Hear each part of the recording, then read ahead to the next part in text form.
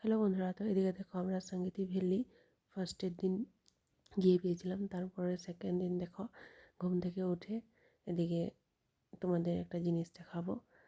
এদিকে দেখো বাইরের ভিউটা কি সুন্দর হয়ে আছে, দেখো অনেকটাই সুন্দর বাইরের ভিউটা।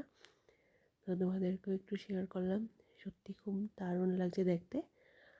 এদিকে দেখো কি সুন্দর চারিদিকে পাহাড়, মানে খুবই সুন্দর দেখতে।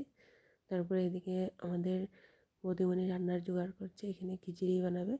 এদিকে দেখে খিচুড়ি রান্না করছে, আর এদিকে আমি স্নান করে এসে রেডি হয়ে গেলাম, এখন তাওয়াঙে বেরোবো।